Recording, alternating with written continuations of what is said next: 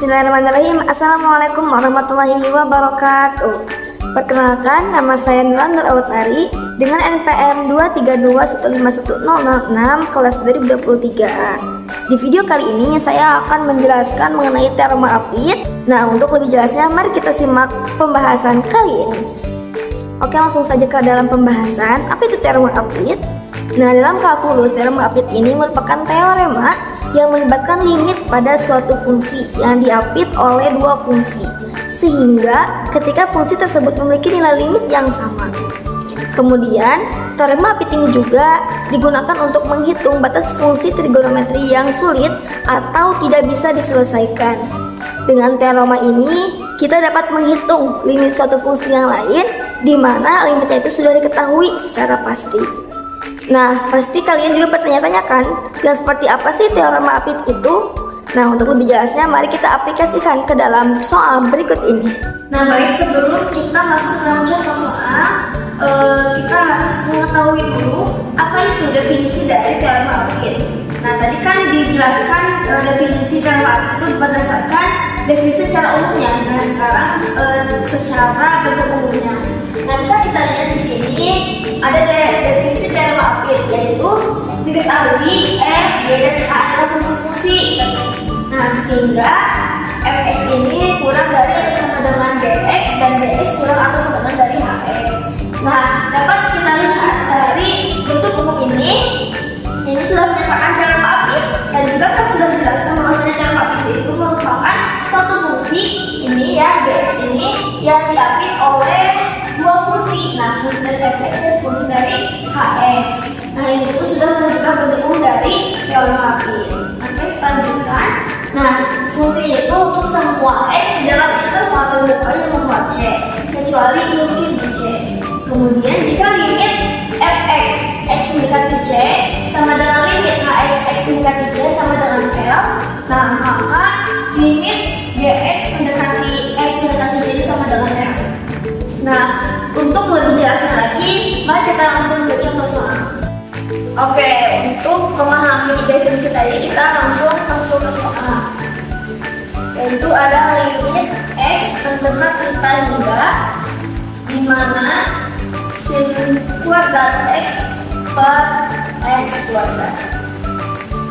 Nah, tadi kan sudah diketahui bentuk umum dari teorema apit itu kan ini ya, fx sedemikian kurang dari atau sama dengan gx dan kurang dari atau sama dengan hx.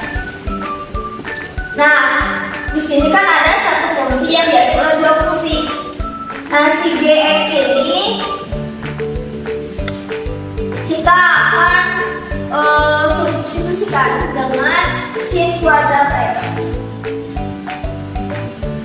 Nah, lalu si fx-nya gimana?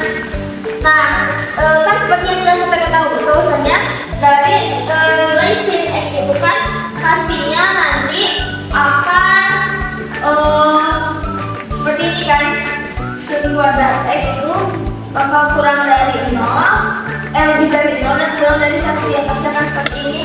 Nah, meskipun nanti hasilnya itu ada yang negatif, tetapi kan suatu hal yang negatif jika kalau dipangkatkan, dikuadratkan itu akan menjadi positif kan.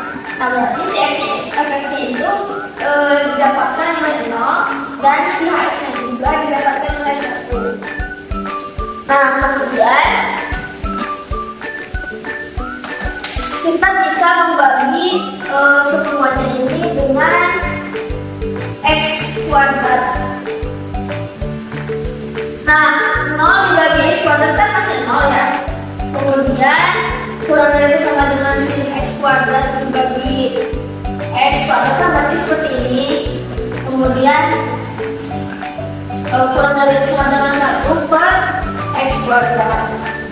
Nah, kan tadi juga limit fungsi ya, berarti harus dibagi dengan limit. Jadi limit x mendekati kita hingga 0 dan menyesuaikan kepada rumus ini kan, si x jadi mendekati kepada hingga. Kemudian kurang dari atau sama dengan pakai limit lagi, x mendekati kita hingga sin kuadrat x x kuadrat, kemudian limit dari 1 per X kuadrat. Nah, ini kan diketahui dari kalau si limit 0 X kuadrat ini kan pasti 0 ya. 0. Nah, kali ini kita ketahui bahwasannya ada yang seperti ini. Ada bentuk umum jikalau ada limit X kuadrat kita hingga 1 per X kuadrat ya. Itu kan sama aja sama limit X kuadrat kita hingga 1 per X dikali limit X kuadrat kita hingga 1 per X kan. Jadi limitnya dipecah. Nah ini kan 0. Ini 0, ini juga 0. Itu kan.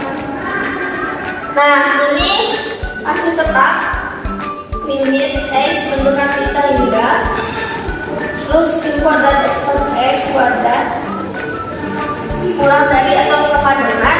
Nah ini kan bentuknya sama dengan yang ini kan, limit X mendekati kita hingga 1 per X kuadrat, dimana dipecah jadi limit X mendekati kita hingga 1 per X bisa dikali juga 1 per X lagi dihasilkan 0. Nah ini juga jadi 0. Nah maka dengan teorem Apit kita dapat menyelesaikan soal ini. Jadi limit X mendekati kita hingga sin kuadrat X per X kuadrat itu sama dengan 0.